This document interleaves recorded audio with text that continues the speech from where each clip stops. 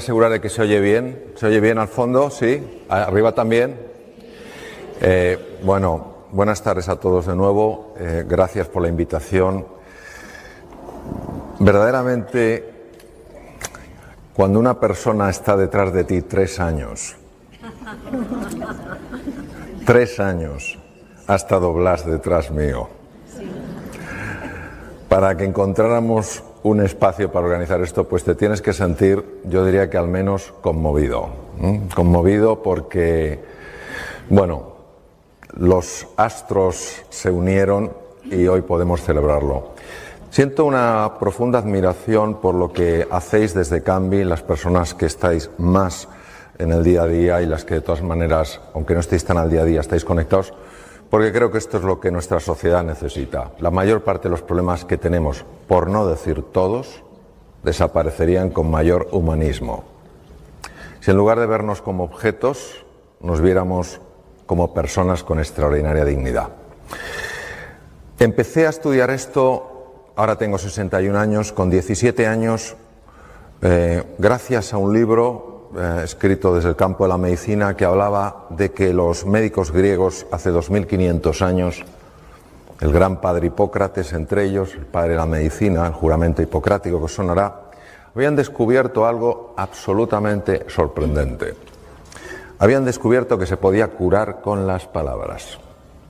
Nosotros que entendemos que las palabras son, bueno, pues cosas para comunicarnos, nos cuesta muchas veces en nuestra ceguera mental darnos cuenta de que las palabras abren o cierran mundos. Los griegos hace 2500 años se dieron cuenta de eso. Se dieron cuenta que la conversación, la interacción entre los seres humanos abría espacios de curación física.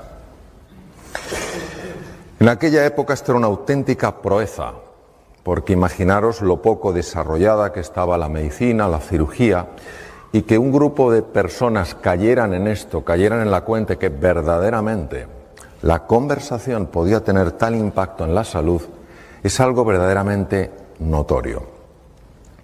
Movido por esto empecé a estudiar este fenómeno, empecé a buscar información que conectara la mente y el cuerpo, pero en aquella época no existía nada, no se había publicado nada.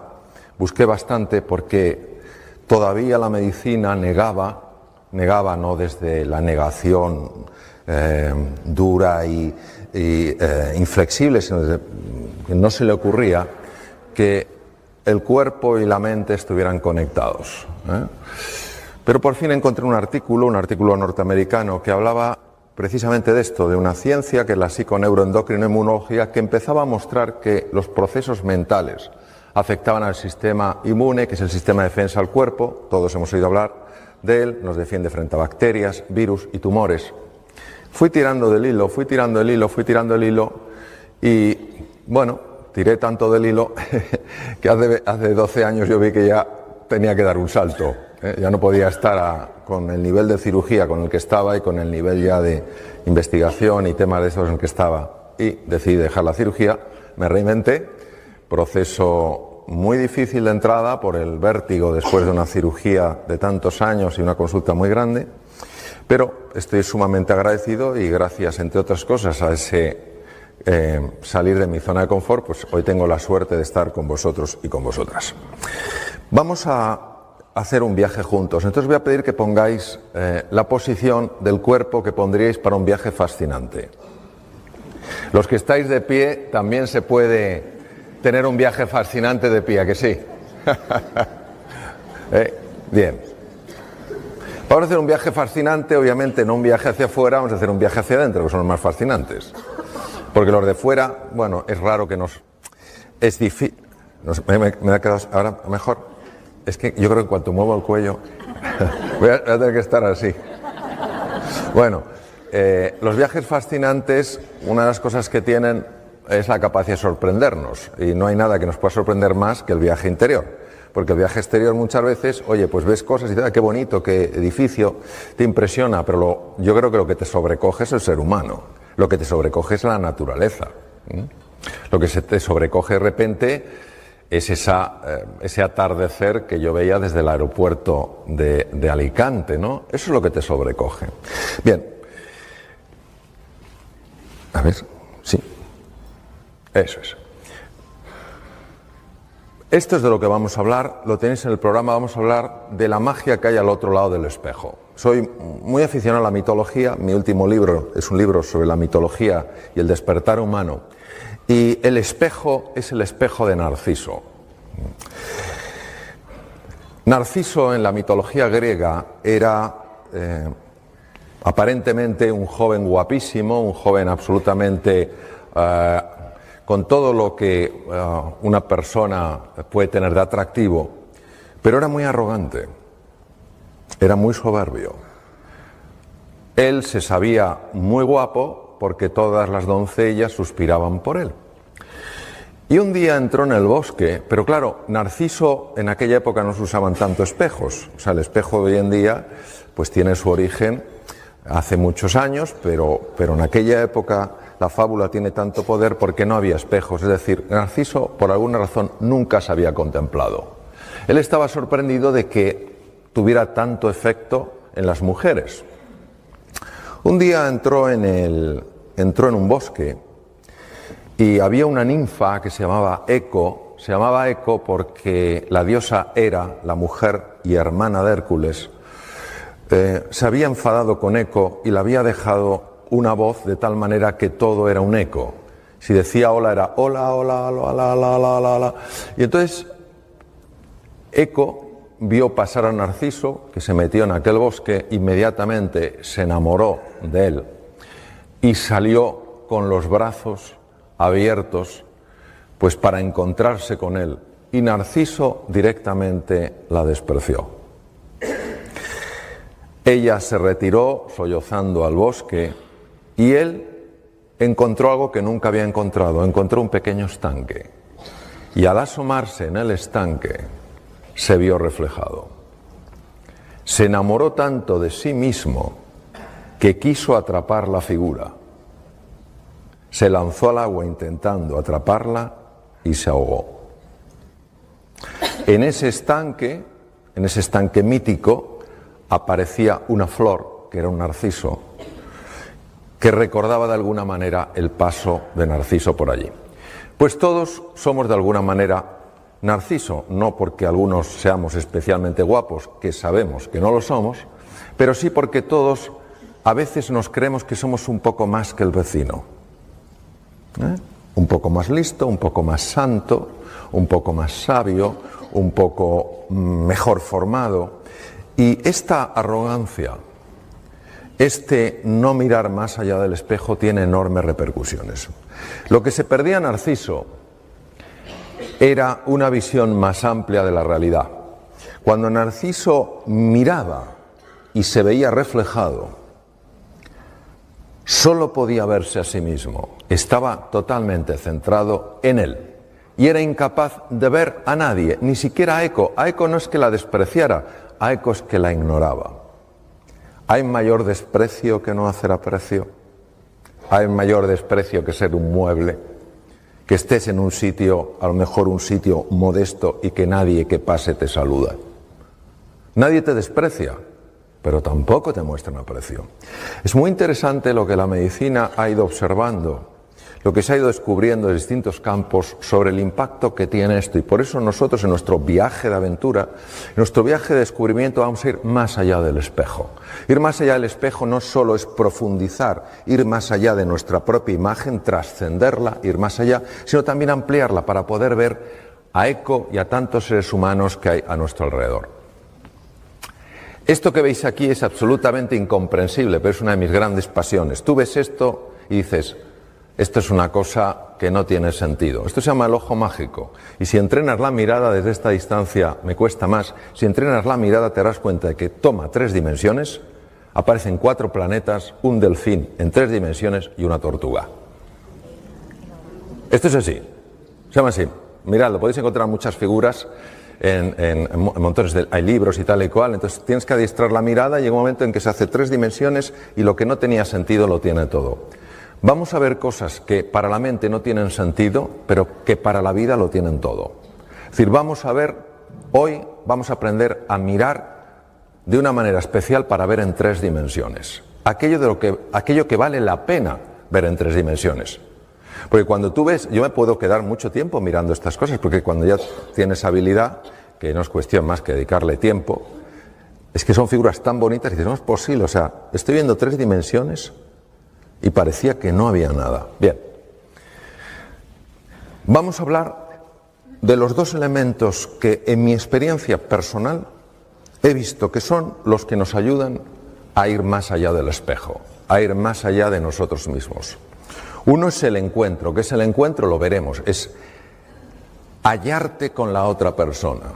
Es decir, dejas de ser el centro de un círculo y se crea una elipse que tiene 2 círculos, tú y yo. Como decía Martin Buber, eso es un nosotros. Vamos a ver el impacto del encuentro en muchas cosas, en el funcionamiento del cerebro humano y en la salud. Y vamos a ver el enorme impacto que tiene el silencio. Algo que para nosotros ha perdido como todo el valor. Esto es como el sueño. O sea, yo recuerdo hace muchos años en Madrid un cartel de una bebida que no comentaré que decía, ya dormirás bastante cuando te mueras. Dormir poco es sumamente dañino para la salud. Sumamente dañino para la salud. El sueño no es una pérdida de tiempo. El sueño es un momento de reparación del organismo. Y hay muy pocas personas que realmente puedan dormir menos de 7 horas y estar bien. No digo que no las haya, hay muy pocas. Pues lo mismo pasa con el silencio y lo vamos a explorar juntos. ¿Cuál es el opuesto al encuentro? La rivalidad. No la competitividad, la rivalidad. ¿Entendéis la diferencia, no? La rivalidad tiene una connotación diferente a la competitividad. La rivalidad tiene un toque distinto. El otro es mi rival, es mi enemigo. Estoy enfrentado a él, estoy enfrentado a ella. Y el segundo es el ruido y las prisas. Los datos no se publican porque no es políticamente correcto a nivel mundial contarlos. Pero si supierais cómo está escalando la ansiedad y la depresión. Hace no mucho me invitaron a un programa de televisión de una determinada comunidad autónoma y me dijo el periodista, doctor, quiero que se prepare para la primera pregunta que le voy a hacer, porque no es fácil de contestar. Cuénteme. ¿Por qué en esta comunidad autónoma se consumen 7 millones de envases mensuales de ansiolíticos y antidepresivos? Que es el mismo número de habitantes de la comunidad.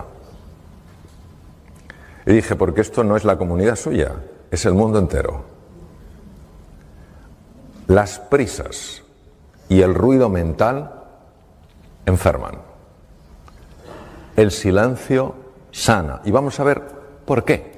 Porque esto si lo dices, pues está muy bien, pero si lo soportas, desde la ciencia por lo menos le podemos dar otra pensadita. Vamos a hablar del encuentro. ¿Qué es el encuentro? El encuentro es cuando tú tienes una intención real de aproximarte a otro ser humano, tienes una voluntad de cooperación, no sabes en qué vas a cooperar, pero tienes una voluntad de cooperación. Hay un deseo de comprender de verdad a la otra persona. Hay una disposición a escuchar. Escuchar es bastante complicado porque la mente mete mucho ruido y entonces uno no escucha porque está pensando cómo responder. Y por eso es una cosa que hay que entrenar. Y generosidad en el contribuir. Generosidad en el dar. Que recibes de vuelta, estupendo, pero no lo haces por recibir de vuelta, lo haces porque quieres vivir así. Nosotros vamos a través de ejemplos, a través de metáforas, a través de ciertas explicaciones, vamos a profundizar en eso que hace al encuentro tan saludable psicológica y biológicamente a la persona. No juzgar desde nuestro propio marco de referencia. Todos tenemos un marco de referencia, todos tenemos una experiencia a la vida, una manera de ver las cosas. Es inherente al vivir.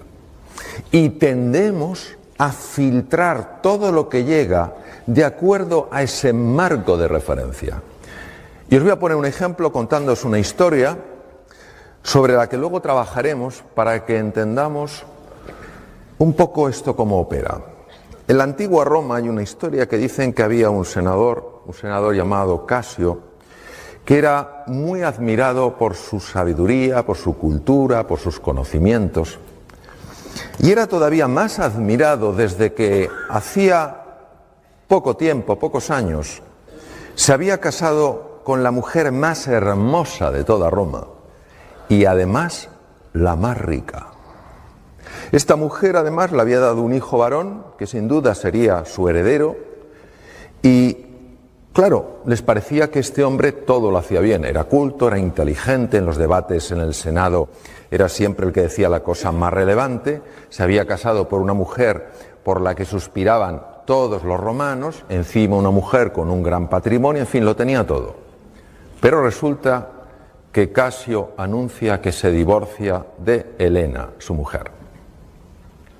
En ese momento, algo pasa en el Senado. Empieza a haber un tumulto, empiezan a comentar entre ellos, empiezan a cuchichear. Y algunos de los que se llamaban sus amigos caen en la cuenta de que se han equivocado juzgando a este senador, que para nada es tan sabio ni es tan listo, sino que es un imbécil, porque solo un imbécil se podía haber divorciado de una mujer tan hermosa y tan rica como Helena. Un día, los tres amigos, supuestamente amigos, que más criticaban, a escondidas por supuesto al senador, estaban hablando en una calle de Roma, precisamente de eso, de nuevo, casi hasta disfrutando en su crítica a ese hombre al que habían tomado como tan inteligente y que había demostrado, por el contrario, ser tan torpe. Y no se dieron cuenta, porque estaban tan metidos en su conversación, que el senador, por pura casualidad, iba bajando por la calle. El senador, al verles a los tres, a sus tres amigos, se alegró muchísimo. Pero como veía que estaban como haciendo una piña, pensó que hablaban de algo muy personal y se acercó con prudencia.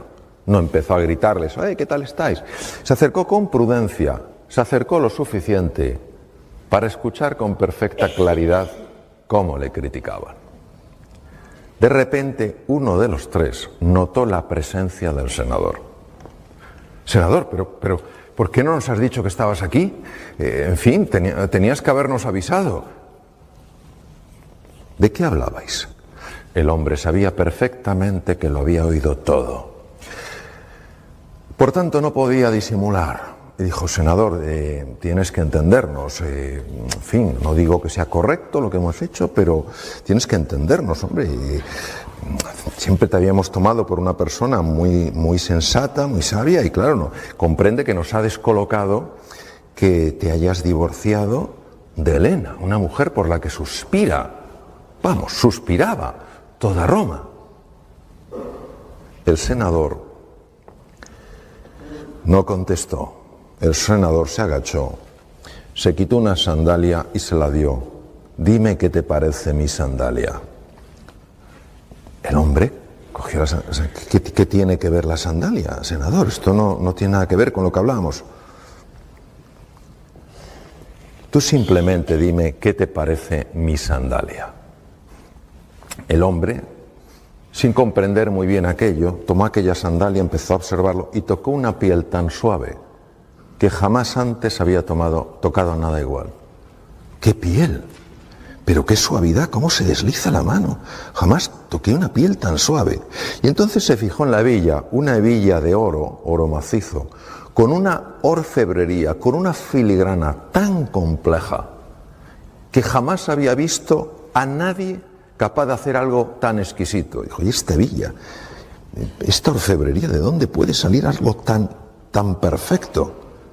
Y devolviéndosela al senador le dijo, senador, sin duda es el mejor calzado que se puede encontrar en todo el Imperio Romano. Y entonces el senador le dijo, sí, entonces tú me podrás decir en qué punto me molesta mi sandalia al andar.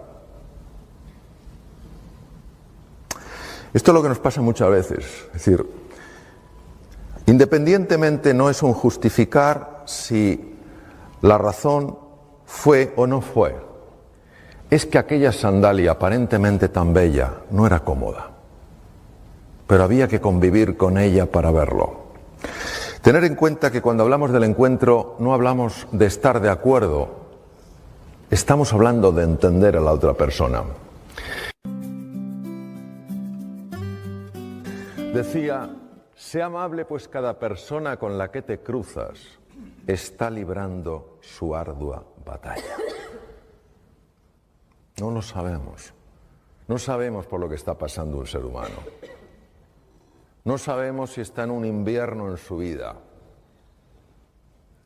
Y a lo mejor eso, no digo que justifique, pero sí explica su enfado, su irascibilidad. Cada persona tiene su historia y cada uno sabe cuánto le pesan y le duelen sus heridas. Si realmente queremos crear una conexión emocional, tenemos que comprender y apreciar su mundo, no juzgarlo. Tampoco hay que estar de acuerdo, no hay por qué estar de acuerdo con que él, el senador, se divorcie de Elena o se deje divorciar. Se trata de comprender su mundo. Y para ello, creo que lo primero es hacer preguntas desde el verdadero interés y la curiosidad. Los senadores, sus amigos, dieron por hecho algo sin siquiera haber hecho la mínima investigación. La mínima. Eran amigos del senador, le podían haber cogido aparte y decirle, senador, somos tus amigos, podemos tener una conversación privada así. Oye, mira, nos ha sorprendido esto. ¿Qué es lo que ha pasado? Y el senador habría sentido que se le daba una oportunidad para expresarse. Una oportunidad para expresar su sentir. La mayor parte de las personas no necesitamos que nos den la razón, necesitamos sentirnos escuchadas y comprendidas. Lo segundo, escuchar para conectar con su mundo, sentimientos y necesidades. No podemos, veréis, la escucha es un proceso que a nivel cerebral no se puede dividir. No se puede dividir. Si estás con la escucha dividida, con la atención dividida, la tienes empobrecida, sí o sí. Es que el cerebro funciona así. Pues es tan importante la atención enfocada. Cuando una persona está hablando, yo recuerdo, estuve en Los Ángeles formándome con una persona que se llama el Dr. Poster, y es un hombre con bastante juventud acumulada, puede tener unos 82, 83 años, y es un hombre muy gracioso porque va con un gorrito galés, es norteamericano, pero va con una gorra galesa y va así, va despacito, tal cual.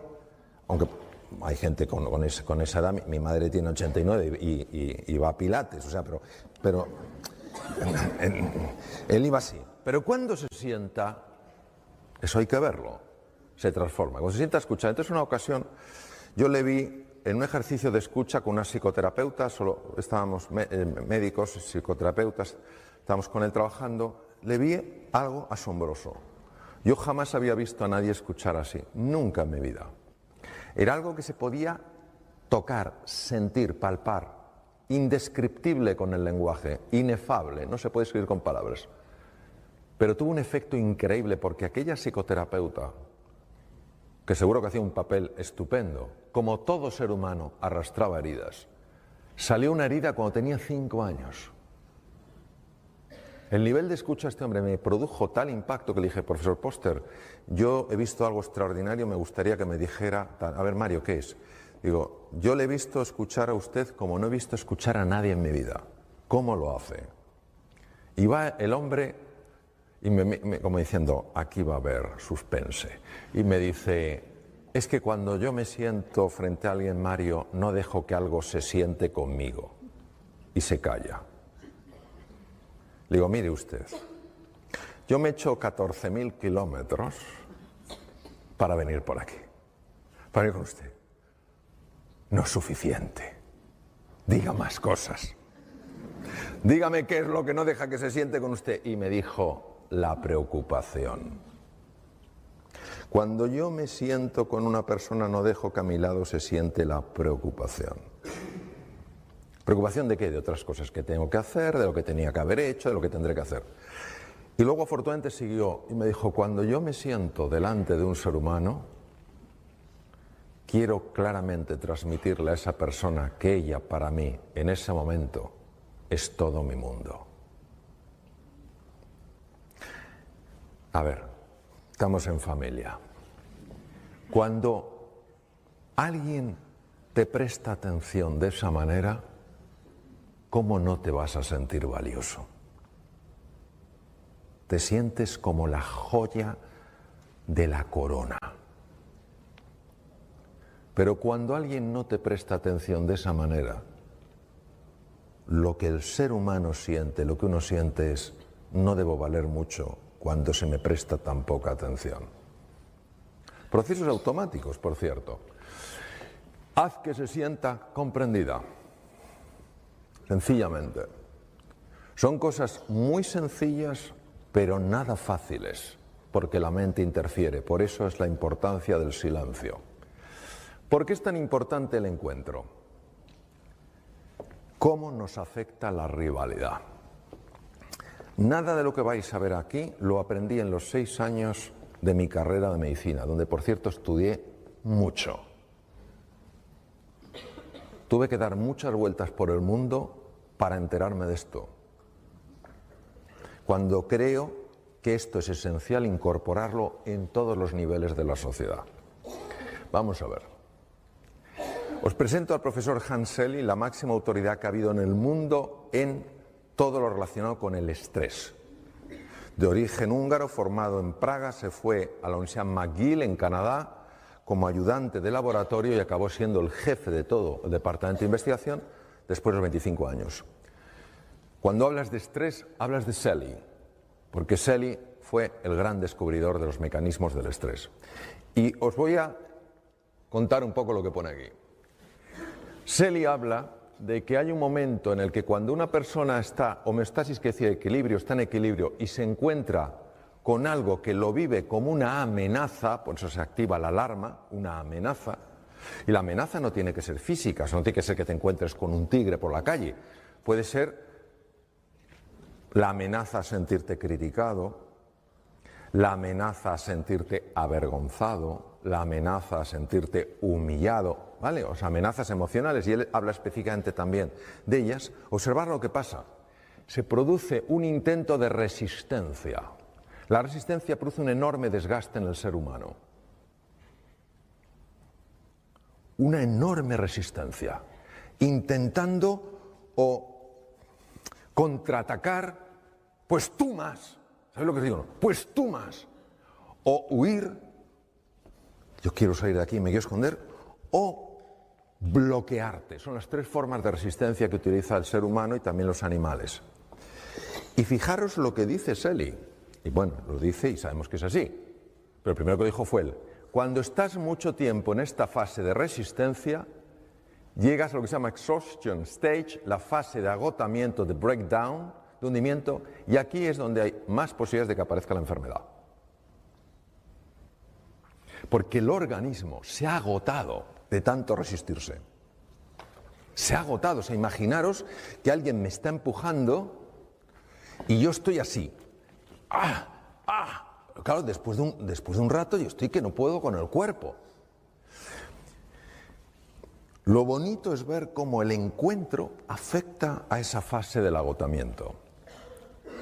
Cuando una persona se siente amenazada, se siente en peligro, y ya no estamos hablando del peligro físico, que puede darse, pero más difícil en nuestro mundo, cuando se siente amenazada emocionalmente, pues yo no voy a ser capaz de salir adelante, o esto es demasiado difícil, o yo soy poca cosa, el mundo me supera. Cuando una persona se siente amenazada, no que esté amenazada, que se sienta amenazada, se produce lo que se llama una disregulación del sistema nervioso simpático y parasimpático. Muy fácilmente explicar lo siguiente.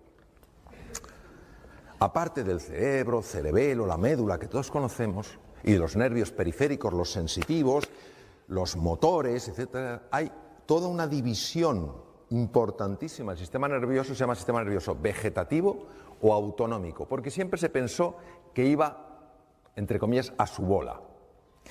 Y tiene dos ramas, tiene el simpático y el parasimpático. El simpático es el encargado de activarse en situaciones de alarma, situaciones de peligro. ¿Por qué? Porque, por ejemplo, lleva sangre a los músculos.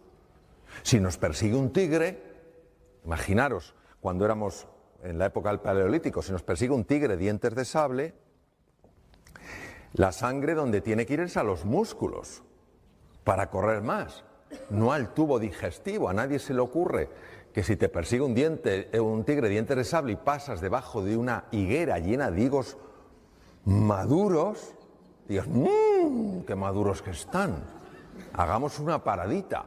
Porque claro, el tigre dientes de sable dice, me lo como, pero además es que se merece que me lo coma. Pues claro, bien, entonces, ¿qué quiere decir?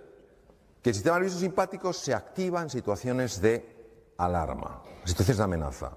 Por tanto, cuando alguien se siente amenazado, los dos sistemas, simpático y parasimpático, que están perfectamente regulados, para estar atento y a la vez relajado, ya no estás relajado, ya estás en situación de amenaza. ¿Cuál es el impacto de esto?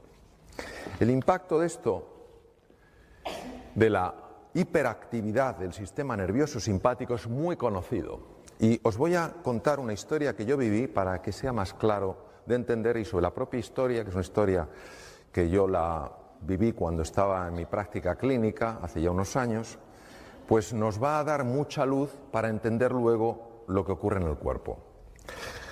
Un día llega a mi consulta una mujer, pongo una Margarita porque se llamaba Margarita, llega a mi consulta una mujer alta, rubia, con gafas, con cara afable, y que llevaba un sobre de hospital, un sobre plástico blanco de hospital, muy grande, porque recuerdo perfectamente cómo iba así. Y entonces mi enfermera llama, entra, levanta el sobre, me lo deja caer y todavía me acuerdo del ruido que metió al caer.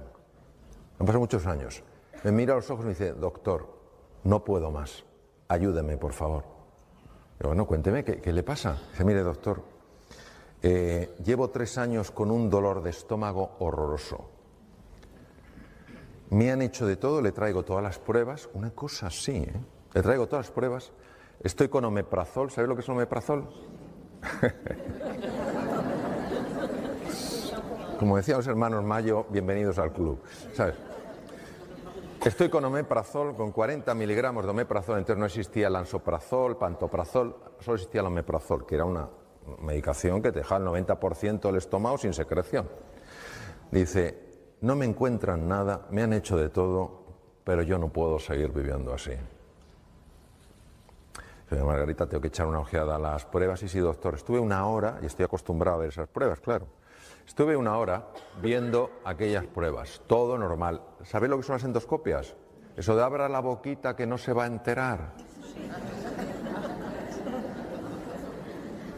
Sédeme, por favor. Yo recuerdo una vez, yo todas las pedía con sedación. Me acuerdo una vez que me viene un enfermo y me dice, me viene primera vez a la consulta y me dice, doctor, si usted me va a pedir otra endoscopia, prefiero que me abra en canal. Una cosa tremenda. Bueno, total, la última endoscopia, Margarita, hacía 2 meses, todo normal. Lo veo, sí, todo normal. Y entonces empiezo a darle vueltas al tema. Yo iba ya estudiando esto años y le digo, Margarita, ¿hay algo a usted que le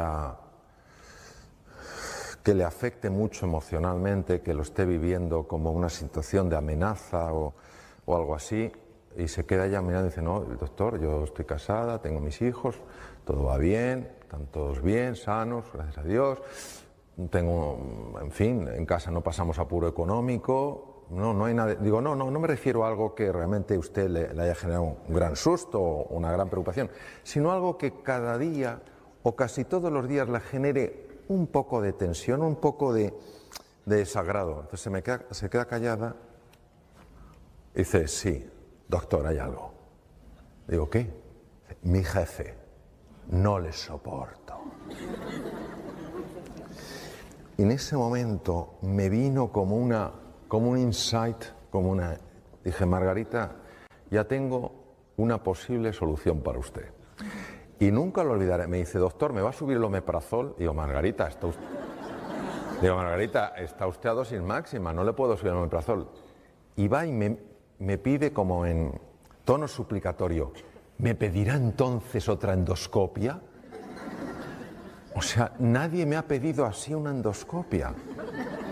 Como si fuera un regalo navideño. Dije, pero Margarita, si la última se la han hecho hace 2 meses. Dice, entonces, ¿qué me puede ofrecer usted? Le dije, pues mire, le ofrezco lo siguiente. Le ofrezco que a partir de ahora, cada vez... Ahora no se oye, ahora sí. No sé qué pasa, se va. Me voy a quedar así, si veis que me quedo... Si veis que me quedo así, no es que me haya pasado nada raro. Es que tengo miedo que no se me oiga. Bien, voy a enganchar esto, por si acaso, para no tanto giro. Bien. Le digo, Margarita, creo que tengo una solución para usted. Me dice eso, endoscopia, digo, no. Cada vez que vaya a la oficina a partir de ahora durante 2 semanas y vea a su jefe, le va a sonreír. Se me queda como la tumba de Tutankamón. Vamos, como la momia. Se me queda así. Yo me imagino, no me lo dijo, me imagino que estaría pensando, qué mala suerte tengo. No solamente me encuentro con un incompetente, sino que además es imbécil. Se queda así, se recupera un poco, hay un silencio, y entonces me mira y me dice, doctor, cambia el tono. Cambió el tono. Sacó uñas. Sí. Doctor, mi jefe no se lo merece. Y yo le dije, no es por él, es por usted. Y me dijo, no me va a salir. Y le dije, pues finja. Se me queda así como diciendo, prepárese que esto es como el frontón. Usted me da, yo soy una pared. Usted me da, es una pared. Y me dice, doctor, es que lo que usted me pide... Se puso como enfadada. Lo que me pide usted es tan raro. Y tal cual. Y dije, Margarita, es que no le puedo ofrecer otra cosa. Entonces ella se fue muy decepcionada. Le dije, 2 semanas, Margarita. Ella me miró como diciendo, usted a mí no me ve el pelo más. Total, se va. Yo doy por hecho, totalmente por hecho, que Margarita no va a volver.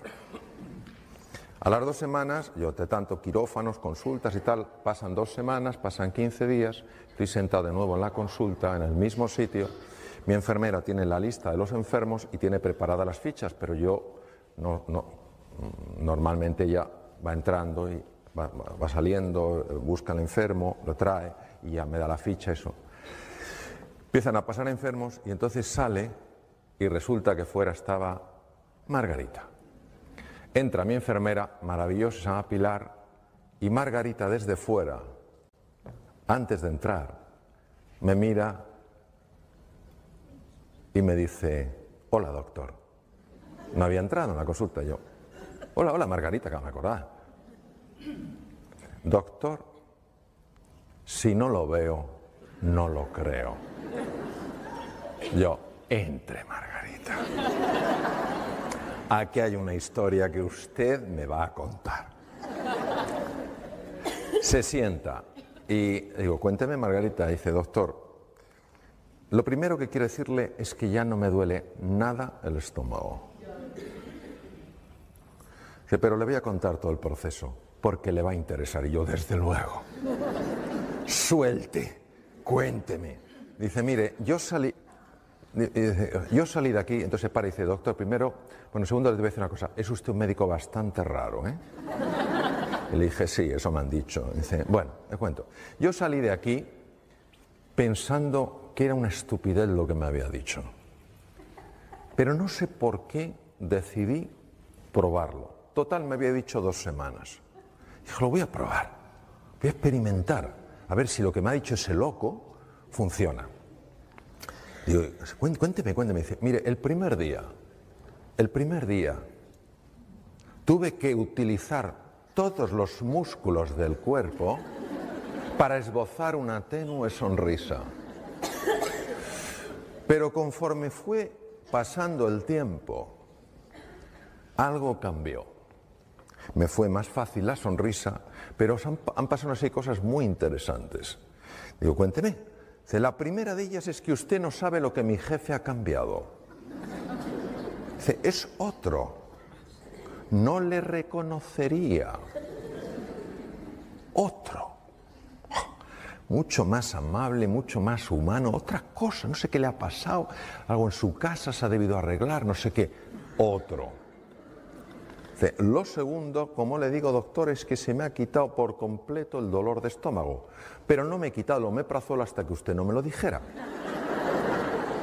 Me dice, pero sí, me he quitado el Almax. Ella no me había dicho que tomaba Almax. ¿Sabéis los que son sobrecitos del Almax? Bueno. El sobrecito Almax, ella se lo bebía como quien bebe un vaso de agua. Entonces en la oficina todo el mundo la veía tomándose el Almax. Dice, doctor, entonces como dejó de dolerme el estómago a los pocos días, y ni siquiera le había hecho el Almax, y el Almax lo toma todo el mundo, el omeprazol no me lo quité, pero el Almax sí. ¿Y sabe lo que ha pasado, doctor? Digo, ¿qué? Que mis compañeros se han dado cuenta y se han acercado a mí y me han preguntado, Margarita, ¿ya no tomas Almax? Y yo les he dicho, pues no. ¿Y eso? Pues que me he encontrado con un médico que me ha dicho dos cosas y se me ha quitado el dolor de estómago. Va, me mira y me dice, doctor, prepárese que le viene toda la oficina. Entonces, el tema es...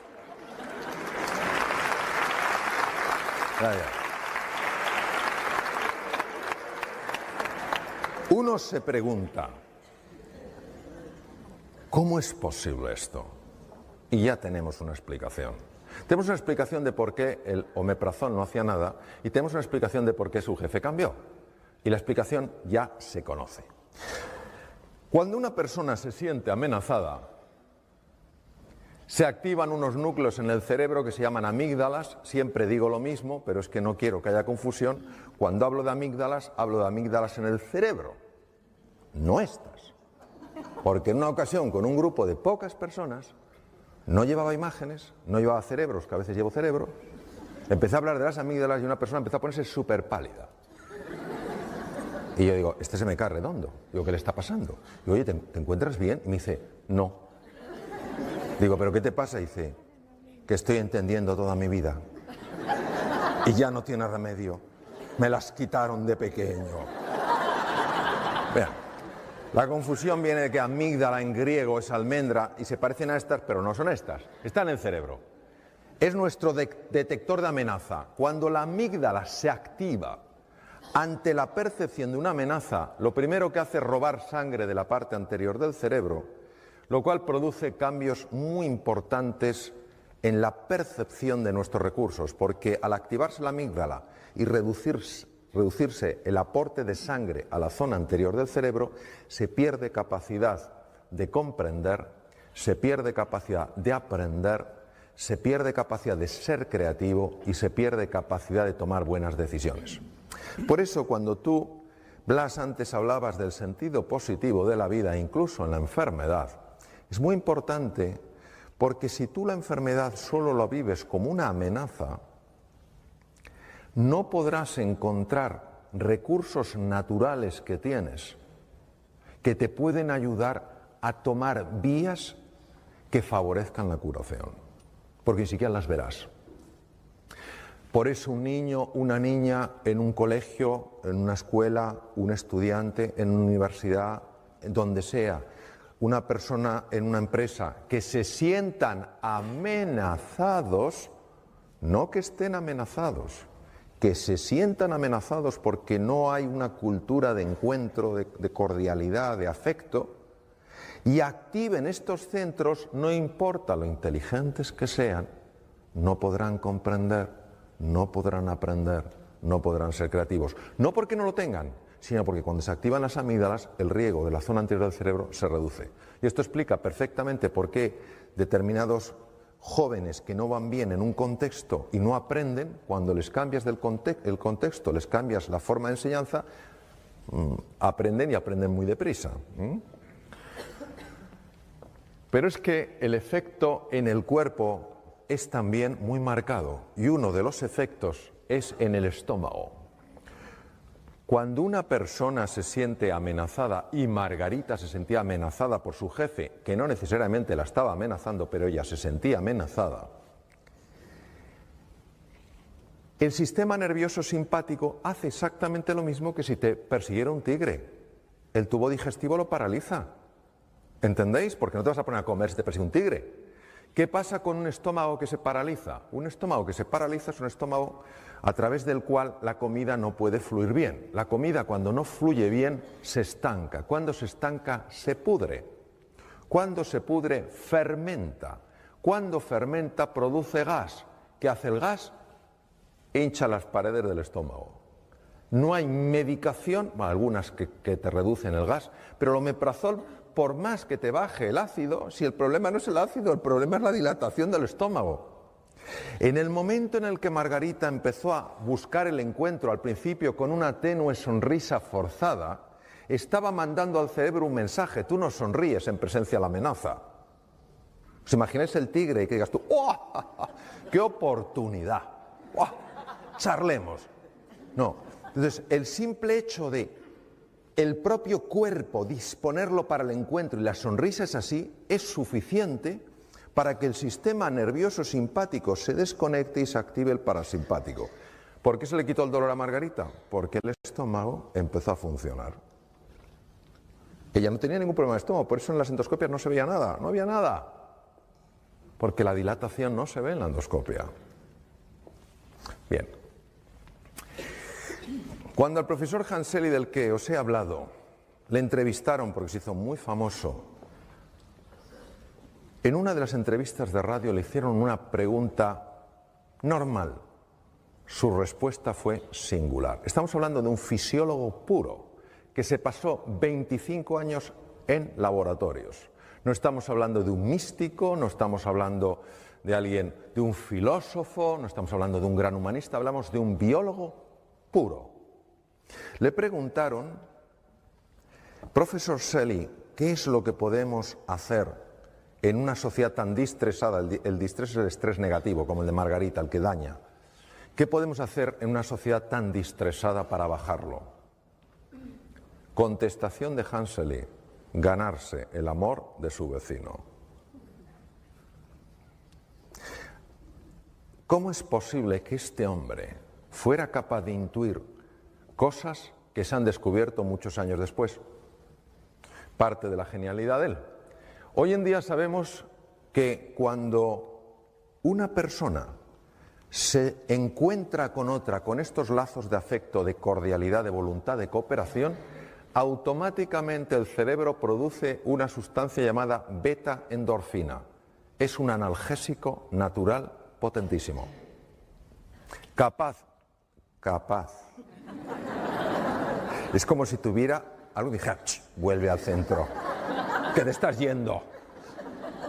Capaz de reducir el dolor físico. Se sabe que es real, se sabe que es beta-endorfina real, no es algo imaginario, porque se bloquea con naloxona. Es decir, verdaderamente está bloqueando una molécula. Es decir, el ser humano en el encuentro experimenta menos dolor. Imaginaos el impacto que tiene esto en medicina. Tiene un impacto tremendo. Yo trabajo en un tema con niños con patologías malignas y esto es una cosa que estamos trabajando muchísimo. Hasta qué punto el encuentro, el sentirte apoyado, etcétera, verdaderamente tiene un impacto en la reducción del dolor, ¿no? Bien, pero lo siguiente que tampoco sabía el doctor Selly, pero lo intuyó, fue que cuando dos seres humanos tienen esa voluntad de encontrarse, esa voluntad de cooperar, esa voluntad de colaborar, se libera en sangre una hormona llamada oxitocina. Las damas que estáis aquí diréis, esta hormona es mía. Yo soy mujer, yo he dado a luz, la lactación, todo lo que es el parto, la oxitocina, sí, pero también la tenemos los hombres y mujeres. La oxitocina es la hormona que se llama la hormona del amor, porque cuando tú te conectas con un ser humano, amistad, amor romántico, amor filial, lo que quieras, agape, amor como elección, La oxitocina protege naturalmente contra la enfermedad. Es un protector, por ejemplo, un protector del corazón y baja las cifras del LDL, del Low Density Lipoprotein, el colesterol, digamos, que se llama colesterol malo. Yo trabajaba de cirujano en Boston, en un hospital, él estaba enfrente, me enteré de su obra, luego me formé con él. ¿Dónde estás? Bien. Es el doctor Herbert Benson, presidente del Instituto Mente-Cuerpo en la Universidad de Harvard, que redescubrió algo que había sido descubierto hace miles de años, redescubrió que la mente ruidosa genera enfermedad. Que esta especie de rumiación, es lo que digo, que te pasa una cosa por la mañana que te incomoda y está uno todo el día con lo mismo. Todo el día, parece una vaca, rumiando, somos así. Entonces él se enfadaba, me recuerdo en su despacho, decía: parar el tren de pensamientos perturbadores que entran sin tu permiso en la conciencia. Yo lo veía que se ponía como una moto. Ya lo entiendo por qué. A él le importaba mucho acabar con la hipertensión arterial, que sabéis que va dañando las arterias, y él sabía que si se conseguía activar el parasimpático, sistema nervioso parasimpático, las personas seríamos menos reactivas y por tanto la tensión se regularía. Se fue a Dharamsala, en el norte de la India, donde vivía la comunidad tibetana. Después de un año de negociaciones empezó a decirle: doctor Benson, no es que esté mejor ya de la salud, que esté mucho mejor, es que pienso con más claridad, es que resuelvo mejor las cosas. ¿Qué me está pasando? Entonces él empezó a estudiar la creatividad. ¿Qué le pasa? Sincronización entre los dos hemisferios. Lo que no pueden separar, lo que no pueden resolver de forma independiente, sí lo pueden resolver de forma conjunta. Nuestra mente se parece a un mar revuelto lleno de olas que no nos deja pensar, que no nos deja ver las cosas con claridad, y cuando uno serena ese agua, pues puede descubrir lo que hay fuera. Vamos a hacer un ejercicio. Un ejercicio, sé que dais talleres de esto, es lo que se llama hoy mindfulness, en el sánscrito es vipassana y shamatha. Atención estable, vipassana, profundizar, insight, descubrir, ir más allá. Entonces, los que estáis sentados os voy a pedir que toméis una posición en la silla, los que estáis ya en posición de loto, tal cual, ahí veo varias personas en posición de loto, no tengo nada que decir, loto, medio loto, en fin, sentados con la espalda recta, el cuello largo quiere decir que la barbilla hacia abajo. Ahora me dirigiré especialmente a los que estáis de pie. El cuello hacia abajo, la espalda recta, los pies descruzados, las manos con las palmas abiertas en los muslos, no en los del vecino, o en el regazo. El ideal son las palmas hacia arriba, ¿vale? A los que estáis de pie, os sugiero encarecidamente que mantengáis los ojos abiertos. Es verdad, lo digo en serio, porque es muy importante, pero no por ello que no sigáis incluso con los ojos abiertos, porque hay una cosa que es mindful walking, donde tú estás con los ojos abiertos y estás meditando. O sea, que no penséis que por tener los ojos abiertos no se puede meditar. Entonces, pero sí que tengáis los ojos abiertos o entreabiertos, ¿vale? ¿De acuerdo? ¿Estamos todos en posición? Si tenéis algo... salvo algo que os pese, si es un abrigo, nada, pero si es una cosa pesada la ponéis en el suelo, ¿vale? Entonces vamos a hacer este ejercicio, que es muy sencillo. La sugerencia, la propuesta, la oportunidad es cerrar los ojos o dejarlos entreabiertos, porque los ojos abiertos se despista muy fácilmente. Si decides cerrarlos, que sea cerrar suavemente, nada de cerrarlos diciendo aquí no entra ni un fotón. No hay que hacer ninguna presión. Si son cerrados, amablemente cerrados, y son entreabiertos, suavemente entreabiertos, y como tienes el cuello largo, mirando un poco hacia abajo, ¿vale? Entonces, voy a poner un poco de musiquita. Lo que voy a pediros, por favor, es que toméis conciencia de la posición de vuestro cuerpo en la silla.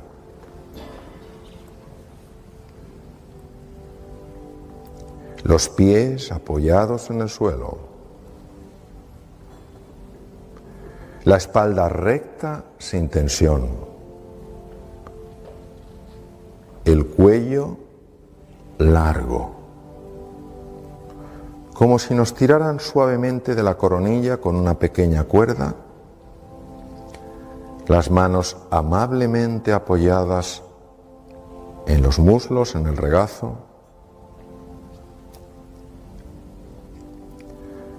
Y empezamos ahora a sentir las sensaciones del conjunto de nuestro cuerpo. No es visualizar, no es pensar, es notar las sensaciones de nuestro cuerpo. Hay algunas partes que se pueden sentir más, tal vez las manos, los pies, cualquier parte es igual de válida.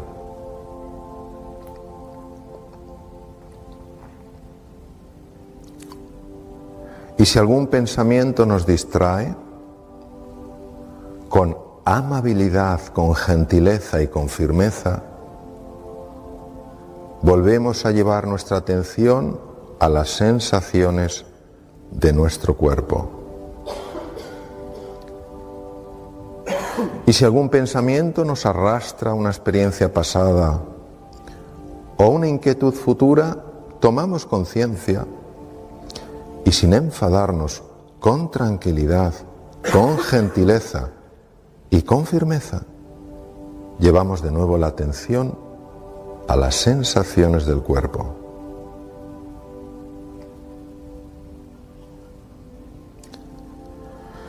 Y ahora vamos a poner nuestra atención en las sensaciones de la respiración. Cuando respiramos, tomamos aire por la nariz. Cuando expiramos, expulsamos aire por la nariz.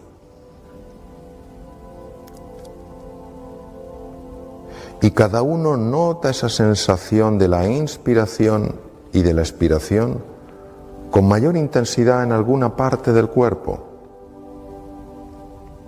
Algunos en el abdomen, otros en el tórax, otros en los orificios de la nariz.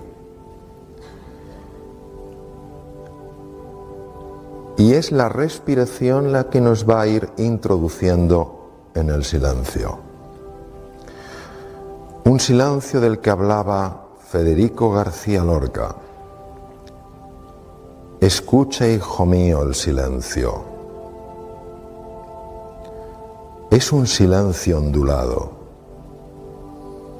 Un silencio donde resbalan valles y ecos y que inclina todas las frentes hacia el suelo.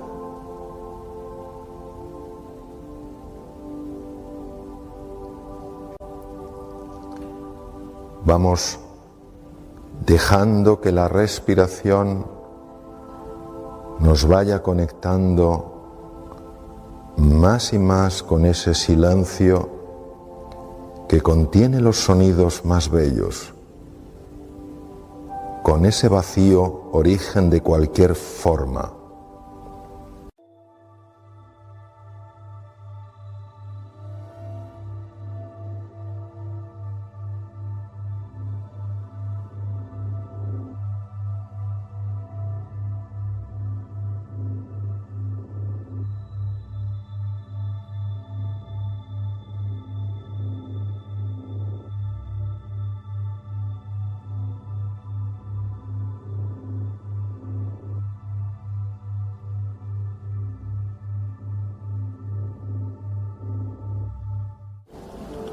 Magnífico.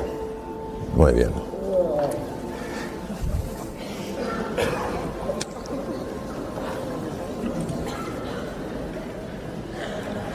Este es el último mensaje que tengo para vosotros y para vosotras.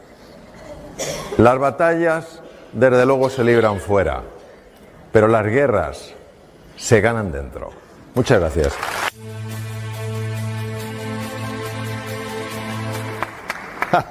Bueno, muchas gracias por la generosidad del aplauso. ¿Cómo sois aquí? Qué maravilla.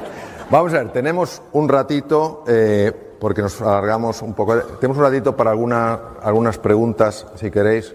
Yo voy a procurar ser muy breve. El tema de las preguntas, sí os pediría lo siguiente. Primero, que sean breves y pensando en todos, pensando en cosas que nos puedan servir a todos para profundizar, inquietudes que que podamos tener, para que haya un poco más de tiempo en el escaso que tenemos de que puedan intervenir más personas. Sí os pedirían eso, preguntas muy específicas, muy concretas, dentro de lo que uno pueda. Aquí tenemos Tanasio con el micrófono. Ahí tenemos una dama, a por ella. Lo único que os pido es el nombre de pila, ¿vale? Me digáis el nombre para que os pueda... José tiene otro allí, ¿verdad? Sí. Ahí tienes otra dama detrás tuyo, a la izquierda. Hola, Mari Carmen. Mari Carmen, bien. Quería saber cómo consiguió el rey transmitirle a su hijo el concepto de serenidad, transmitirle a él la serenidad, porque no nos lo ha dicho. Claro que no te lo dice, está muy bien. Tú ten en cuenta que toda fábula tiene múltiples lecturas. Yo te diría lo siguiente. Yo creo que para podérselo transmitir a su hijo el príncipe, primero él tenía que haber puesto palabras a algo que no había puesto palabras. Porque el propio rey en un momento determinado dijo, esto es lo que yo quiero. De muchas veces nosotros no conseguimos... No digo que siempre, no conseguimos impactar a otras personas en algo que nos parece muy valioso porque nos falta a nosotros mismos hondura en la comprensión. No sé si me estoy explicando. Es decir, yo creo que el rey, en el momento en el que él vio aquello, entendió que a su hijo le había hablado de la serenidad, de la tranquilidad, pero no le había conseguido transmitir que la serenidad no es vivir sin problemas, que la serenidad es saber dónde enfocarte cuando tienes problemas. Entonces creo, desde mi modesta interpretación, que el rey descubrió un nuevo abordaje que no había utilizado con su hijo. A veces es tema de que te digan las cosas de una manera determinada para que tú digas, pues esto para mí tiene sentido. Ahora, no lo sé. Se queda en el aire. Y yo te invito a que escribas la segunda parte de la fábula. Porque seguro que se te ocurre algo fantástico. Quiero decir, lo digo en serio, ¿eh? Porque si te inquieta eso, dices, pues, y a partir de ahí, tu propia imaginación y tu propia creatividad, Mari Carmen, puede decir, oye, zaca, esto sigue por aquí. Sí, pero claro, sí, pero... Sí. A ver, no he nacido ayer. Sí, lo sé. Pero ¿sabes lo que pasa? A mí me gusta esto del riesgo. ¿Sabes lo que pasa, Mari Carmen? Hay cosas que nadie te las puede decir. Solo tú las puedes descubrir. Cada vez estoy más convencido que lo que nosotros decimos es el dedo que apunta a la luna. Es el humilde dedo que apunta a la luna. Nada de lo que yo pueda decir, ninguna metáfora que pueda utilizar, puede a ti darte lo que buscas, solo señalarte hacia un sitio para que tú lo explores y lo descubras. Es un tema de descubrimiento. Te lo digo porque yo tengo 3 hijos. Sabéis que los hijos se distinguen en dos grupos, oasis y maestros.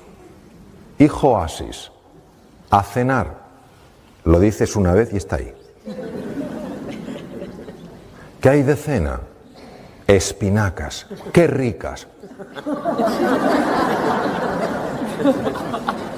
No quiere ver la tele y te pregunta, ¿qué tal en el trabajo, mami? ¿Qué tal, papi? Tú empiezas a notar algo nuevo, babeas. De verdad dices, sí, ¿reconocen tu valía? Entonces, claro, te lo comerías. Luego me irás a dar un besito de buenas noches y llega y te lo ves con la mantita hasta aquí, como un peluche. Ese es el hijo oasis, el hijo maestro, a cenar. Ya me lo has dicho 7 veces, por eso esta es la 8ª. ¿Qué hay de cena? Espinacas, ¡qué asco! ¿Quieres que hablemos? No tienes tema.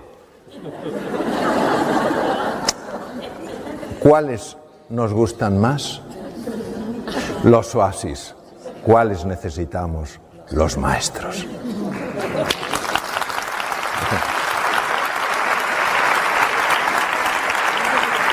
Te lo digo porque de mis tres hijos,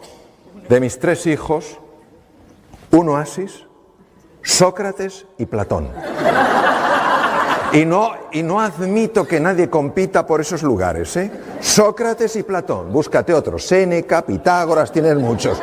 Sócrates y Platón. O sea que sé. Y al final me he dado cuenta de que si yo cambio, cambia todo. Que no veo el mundo que es, veo el mundo que soy. Y hasta que no lo descubrí yo, las cosas no se transformaron. Es lo que hay. Es para ti. El aplauso es para Mari Carmen. Buenas tardes. Buenas tardes. Mi nombre es de pila. Apolonia Celdrán. ¿Apolonia? Sí. Muy bien. Siéntese, Apolonia, póngase cómoda. Particularmente el libre albedrío. Es que no oigo bien por el micrófono, póngaselo más cerca. El libre albedrío. El libre albedrío, Que vale. no ha salido en la conferencia. ¿Qué quiere decir con el libre albedrío? ¿Respondemos de una manera que nosotros podemos controlar o hacemos a otra? Porque a mí me ha parecido que en un momento usted como que obedecía a otra cosa, igual que en ocasiones... ¿Que obedecía a qué cosa? No sabía explicarlo. No tengo a lo mejor las palabras apropiadas para poder decir tal cosa. Vale, yo creo que la he entendido. Ahora, aquí hay nivel, ¿eh? Polonia, vaya pregunta de nivel. Vamos a ver. Lo que voy a decir es mi visión personal, totalmente. Porque va a ser peculiar, ¿vale? Entonces, que cada uno use su criterio para su propia reflexión, ¿vale? Yo creo que mientras estemos atrapados en la mente condicionada, lo único que haremos será replicar en el presente y en el futuro el pasado. Creo que la única manera de experimentar la libertad que tenemos por nacimiento es elevar el nivel de conciencia y ver en cuántas ocasiones la mente me arrastra al pasado, me quiere proyectar al futuro, me quiere comparar, me quiere subir, me quiere bajar. Y la sola observación sin juicio, como quien observa algo interesante, en mi forma de experimentar las cosas, en ese momento sientes algo que es libertad. Ahora, dicho eso, para mí, ¿entendéis? Para mí, la libertad es dejarme guiar por la vida. Para mí es la libertad. Es decir, dejar de esforzarme desde la mente, dejar de luchar, dejar de resistirme y permitirme ser guiado por una sabiduría que trasciende toda comprensión desde la mente. Es como lo veo. Pero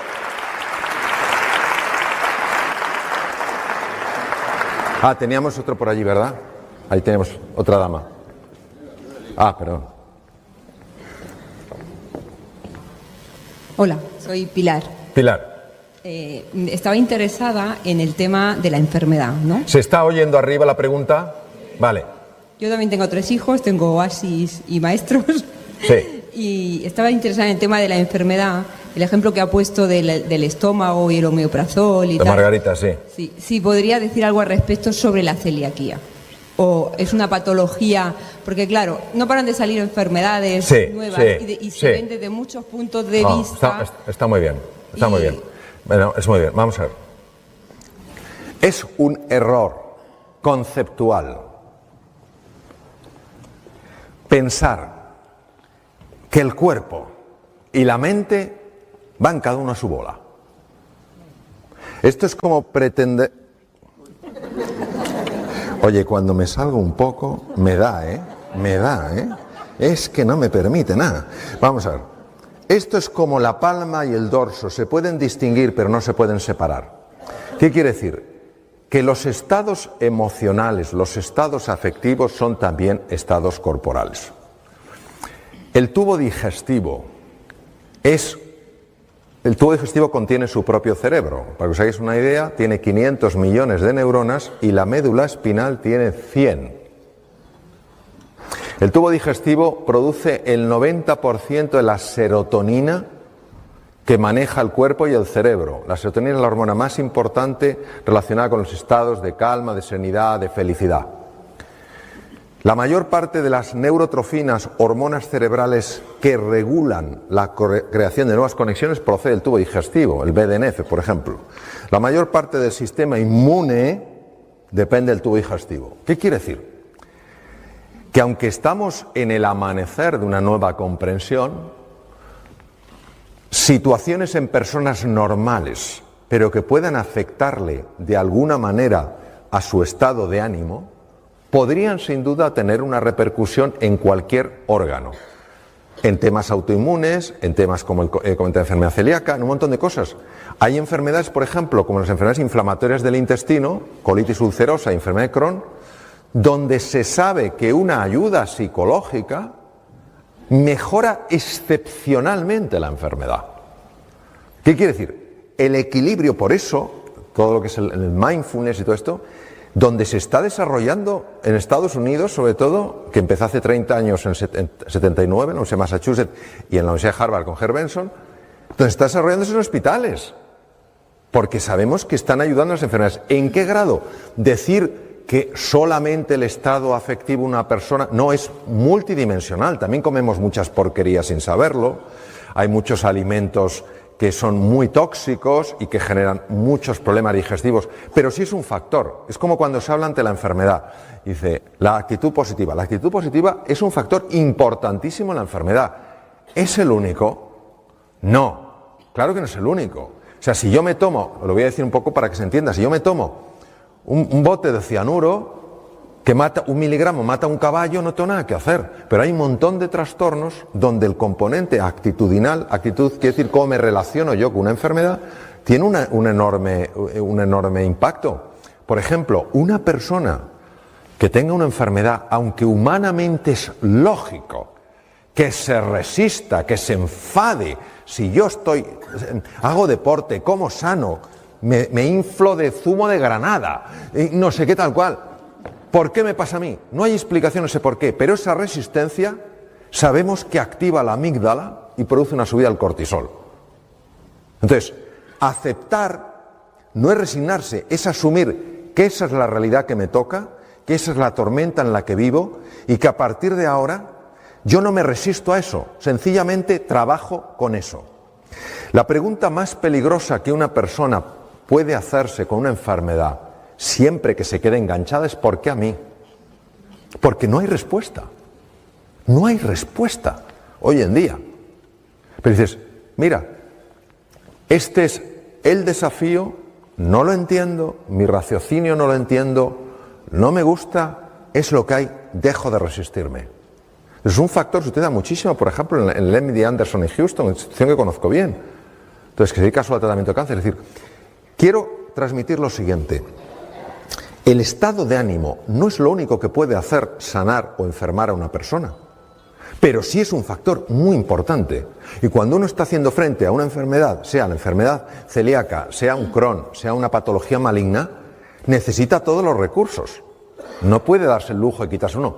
Y una actitud positiva, un asumir esta es la realidad, esto es un camino para una mejora que ahora yo no entiendo, pero que va a suceder en mi vida, ese abrirse, que para la mente es absolutamente absurdo, por eso hay que ir a otro nivel, creo que es muy importante. Entonces, no puedo contestar, fíjate, ni creo que se haya contestado en ningún sitio a eso.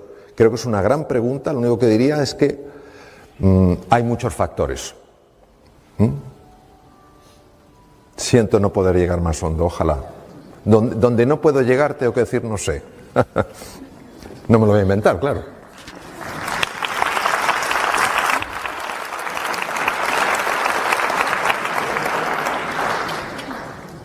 Había una persona allí, sí, perdón, sí. Después usted. Gracias, mi nombre es Conchita, quería darle las gracias especialmente. Hemos venido 3 compañeras y amigas de un hospital. No somos sanitarias, pero llevamos mucho tiempo trabajando y relacionándonos con profesionales sanitarios. Y mi reflexión y mi pregunta es, ¿por qué, si es tan claro, usted mismo decía que a los 17 años ya tuvo esa inquietud entre el cuerpo y la mente? Hace tiempo no, pero ahora ya se sabe que efectivamente el lenguaje del amor, lo que conlleva, usted lo ha explicado muy claramente, la biología, desde la magia.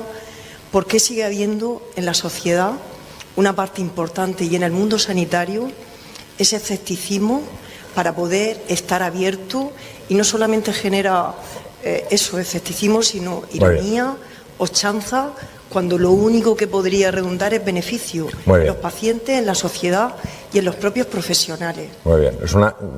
¿Se ha oído bien la pregunta? Es que la pregunta es mejor que la respuesta, entonces más vale que hayáis encontrado la pregunta. Bien, vamos a ver. Yo quiero hacer varios comentarios. Primero, un comentario de agradecimiento, es un tema importante. Primer comentario. Para generar salud no hay que pasar por la Facultad de Medicina. Todos estamos en el campo de la salud. No hay que llevar bata blanca para ayudar a una persona a sanar. Entonces sí está en el campo. Primer punto. Y a lo mejor está ayudando a sanarse a más personas de las que se están curando por otros métodos más tradicionales. Número 1. Número 2. Honestamente creo que en España tenemos algunos de los mejores profesionales de salud que hay en el mundo. Realmente. He viajado mucho y creo que tenemos unos profesionales de salud, y por profesionales de salud hablo de todas las personas que trabajan en el medio hospitalario, todas absolutamente importantes.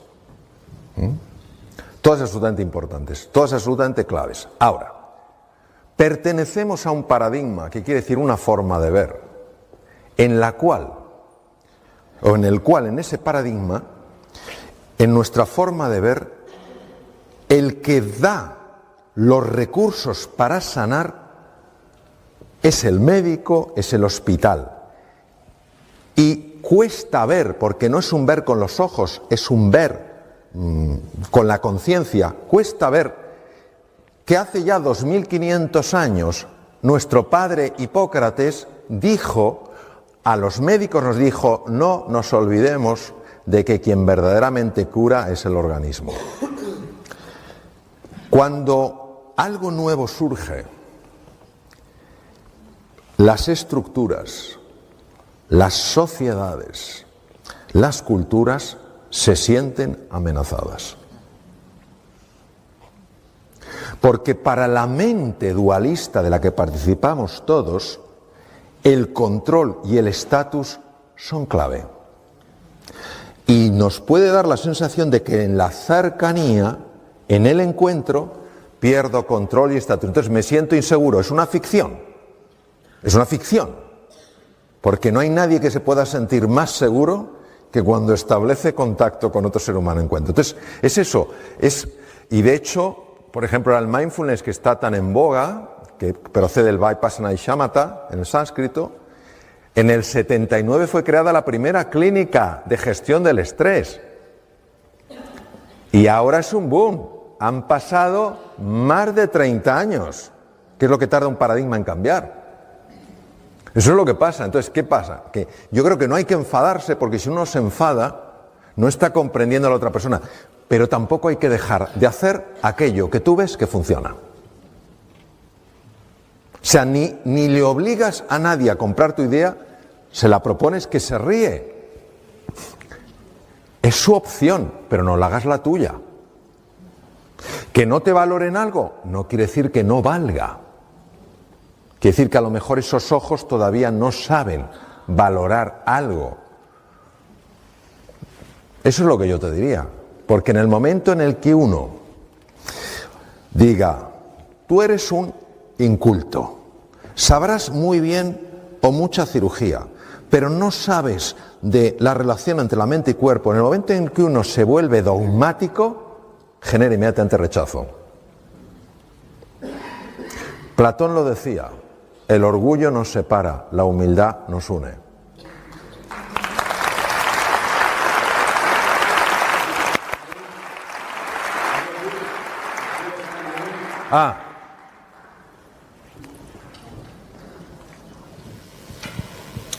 Hola.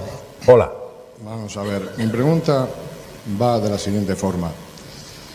Yo hasta donde sé, cada día aumenta más el número de personas que abrazan lo que se conoce como medicina holística. Sí. La relación mente-cuerpo. Sí.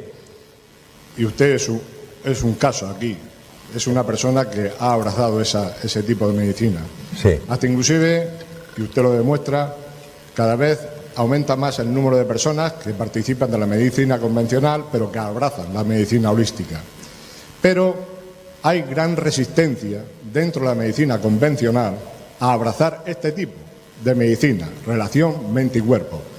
Y se sabe que, usted lo ha descrito, y hasta donde yo sé también, de que se liberan, cuando se establece esa relación mente-cuerpo y se trata con la mente, se liberan una serie de neurotransmisores que facilitan la sanación de la persona. Mi pregunta es la siguiente: ¿por qué existe esta resistencia dentro de la medicina convencional para abrazar lo que es la medicina holística? Vale, gracias. Vale. Hace 500 años, la gente no es que pensara que la Tierra era plana, es que la veían plana. ¿Por qué sabemos que la veían plana? Porque nadie navegaba más allá de la línea del horizonte. Cuando apareció un loco llamado Colón, le dijeron: ¿a dónde vas tú? Dice: no, es que creo que la Tierra es redonda, tengo argumentos. Eso es parte de la ceguera de la humanidad. Ninguna idea nueva es tomada de entrada con júbilos, con cohetes. Le voy a poner un ejemplo.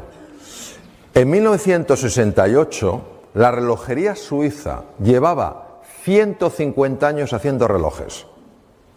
Un país pequeño, tiene el tamaño de Galicia, dominaba el 80%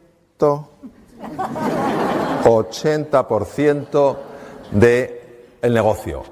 Había 68.000 trabajadores en la industria relojera, ¿vale? 68.000, 80% del negocio. En 10 años, de 1968 a 1978, cayó del 80% de los beneficios al 10% y se hizo un ERE de 50.000 trabajadores. Quedaron 18.000. La razón de ello...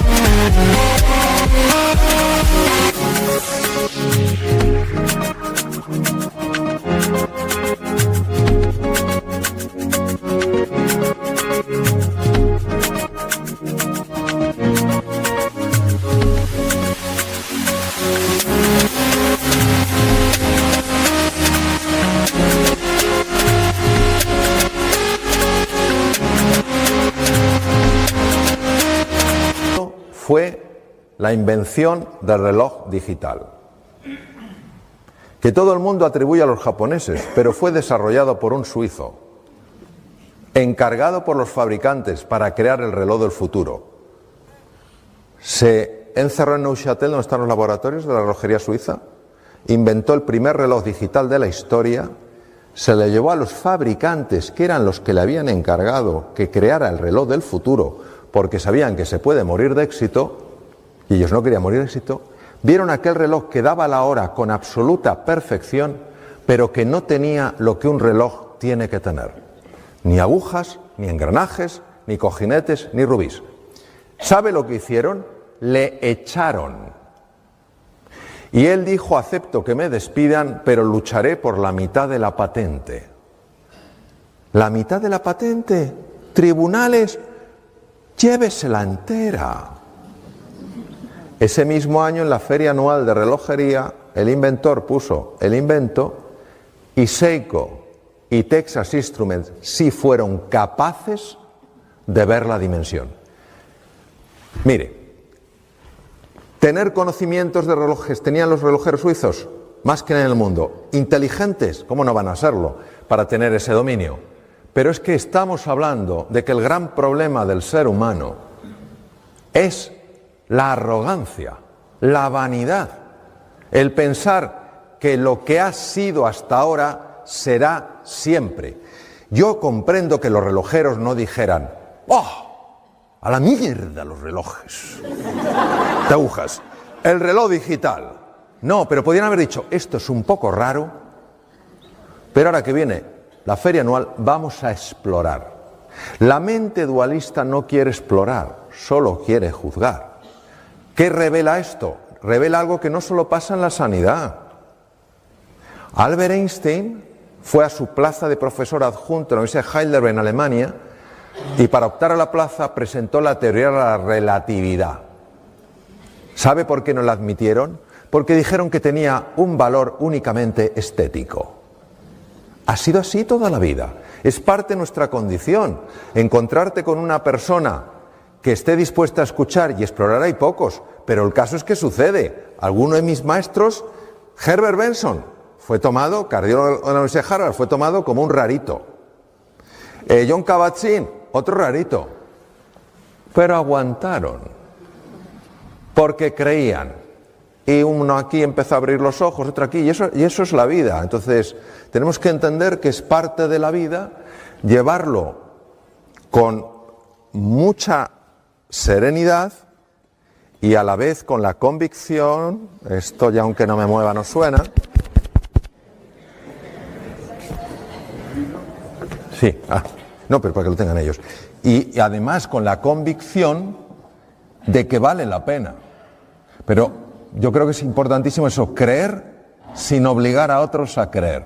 Esto siempre ha de ser una propuesta, una oportunidad, porque si por más información que tengamos la intentamos imponer, de nuevo aparece en el juego el ego. Mire, el ego es una estructura curiosa, es la mente dualista, es el ego. Cuando metes ego en la ecuación, antes o después tendrás escasez. Solo cuando sale de la ecuación hay abundancia. Entonces, serenidad, paciencia y adelante, es lo que diría yo.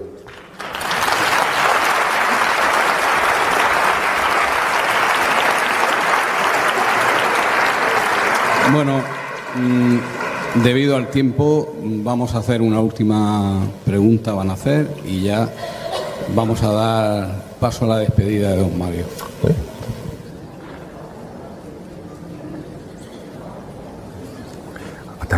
Atanasio, pásame luego el micrófono, porque si no, cuando ella termine. Me llamo Lola y bueno, darte las gracias, yo creo que como todos, en nombre de todos. Y bueno, yo tenía interés porque comentaras algo sobre la zona de confort. Últimamente oigo hablar mucho de los beneficios de salir de la zona de confort y yo tengo la sensación oigo eso, pero por otro lado es que la vida te saca tantas veces de la zona de confort como que parece ser que es beneficioso, pero realmente nosotros lo que intentamos es conseguir estar ahí. Vale. Es muy complicado cuando la vida te saca. Vale. Bien, sí. En fin. Vamos a ver. La zona de confort es una zona que no se puede entender desde el intelecto. Solo se entiende desde el sentimiento. En la zona de confort yo puedo estar sufriendo, pero me siento seguro. ¿Quién me siento seguro? Yo. ¿Estoy seguro? Puedo estar absolutamente inseguro, pero mi mente se siente segura porque controla, porque es familiar. ¿Cuál es el problema de quedarse en la zona de confort? El problema de quedarse en la zona de confort es que en la zona de confort no hay crecimiento y no hay evolución. No hay crecimiento y no hay evolución. Ni siquiera hay seguridad, porque todo está cambiando constantemente. ¿Cómo sale uno de la zona de confort? A veces, como ha dicho usted muy bien, Lola, porque la vida le saca. Entonces, cuando la vida le saca, lo que la mente quiere es que uno vuelva. Como aquel que decía, el futuro ya no es lo que era. Claro, no puede ser. Ni harto de vino. O sea, no puede ser. Entonces, claro, cuando uno está en la zona de confort, no tiene más remedio que explorar, que buscar. Y ahí empieza a crecer. Porque el cerebro, si le das una salida fácil, no buscará una solución. ¿Cuándo sale una persona de la zona de confort sin que la vida le saque? En mi experiencia, solo en 2 ocasiones. Uno, cuando toca fondo. Dice, hasta aquí hemos llegado. Y otra, cuando escucha algo, lee algo, siente algo que le inspira y la invita a viajar a un mundo por descubrir. Cuando la persona ha salido de la zona de confort y crece y evoluciona, ha cambiado incluso genéticamente. Lo que pasa es que perdemos la referencia. Muchas veces los demás lo notan. ¿Qué quiere decir? Que el mundo en el que estamos ahora, que se llama mundo VUCA, volátil, incierto, complejo y ambiguo, nos ha pillado a todos con el pie al revés. Entonces, nos aferramos a lo que hemos hecho siempre porque es lo que nos da la sensación de seguridad. Entiendo que tenemos que aprender a sentirnos seguros en la inseguridad y desde mi punto de vista, y hablo como el estudiante menos aventajado del mundo, de lo único de lo que te puedes fiar y lo único que te puede dar seguridad es la vida. Vida con mayúscula. Y una persona, vamos a ver, lo opuesto a la muerte no es la vida, es el nacimiento. ¿Por qué nosotros no tenemos que vivir asustados? Porque nosotros no tenemos vida, nosotros somos vida. Y cuando uno es vida, no hay final.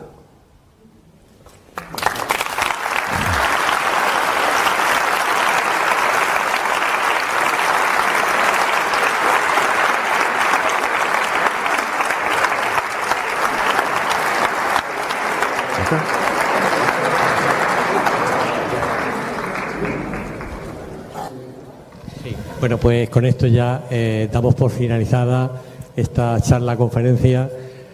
Gracias, Mario, gracias por estar aquí, gracias a todos por asistir y por compartir.